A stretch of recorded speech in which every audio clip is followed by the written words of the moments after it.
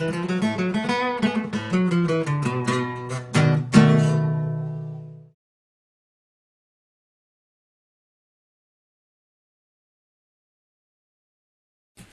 there, I'm the Thirsty Bookworm, and this is the Cocktail Talkin, the show all about not taking drinking too seriously and poking fun at anything and everything. Today, we're going to talk about the mint julep, so let's get started.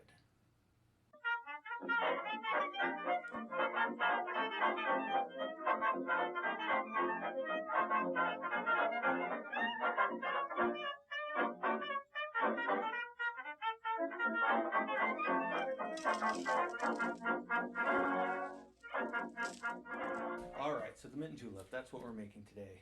Pretty simple cocktail, pretty simple ingredients. You're going to need some simple syrup, simple.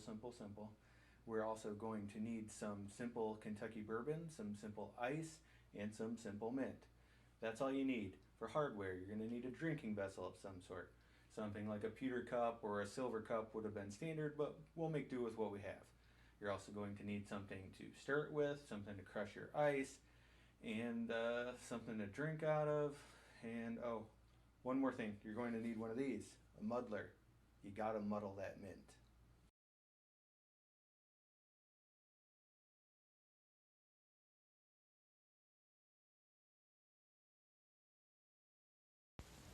Before we start making this drink, let's talk about the history of the mint julep.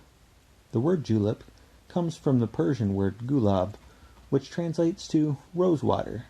In around 1400, the anglicized version, julep, shows up in a medical book, being described as a drink made of water and sugar mixed with medicinal ingredients to make it palatable. Like that lady sang about, that slutty nun. Anyway, by the 1700s, America had commandeered the word and made it into a kind of a joke. It had strayed from being medicinal to being a cocktail flavored with an herb blanketed with ice, and kind of calling it a Flintstone vitamin.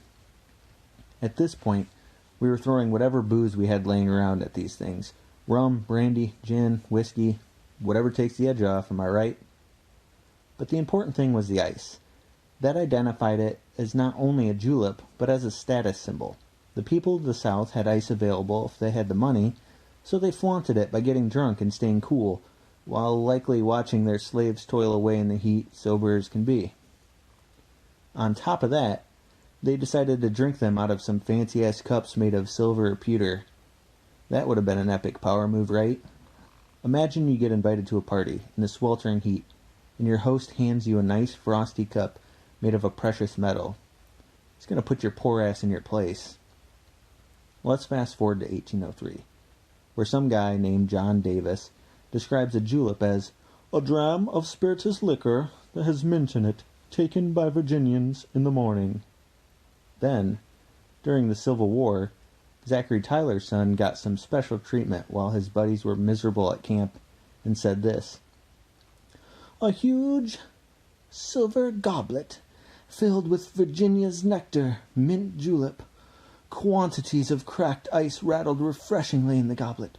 Sprigs of mint peered above the rim. A mass of white sugar, too sweetly indolent to melt, rested on the mint.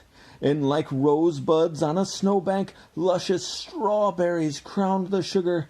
Ah, that julep! Mars never received such a tipple from the hands of Ganymede. Breakfast was announced, and what a breakfast!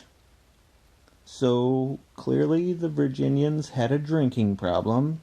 It's been verified. Theodore Roosevelt was known to offer them up to people so they would play with him and listen to him talk. He even had mint growing at the White House especially for this reason.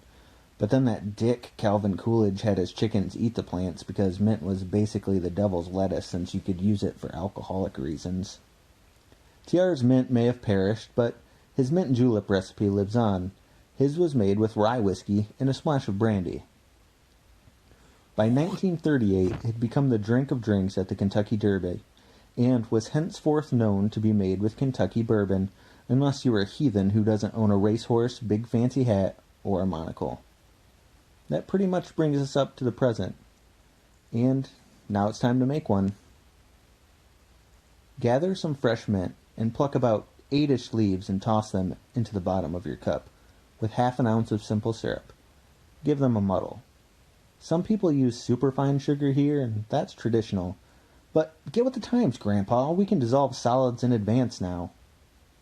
Okay, so how much to muddle the mint is a subject of wide debate. I suggest letting your heart be your guide here. By the way, you can just use the handle of a spoon or whisk or something if you don't have a muddler. Next, pour in 2 ounces of bourbon, add enough crushed ice that you can still stir without making a huge mess.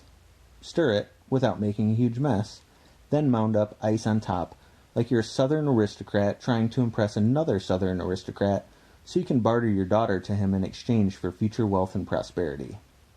Okay, now carefully and sensually massage a branch of mint and then add it to your cup like a peacock's tail.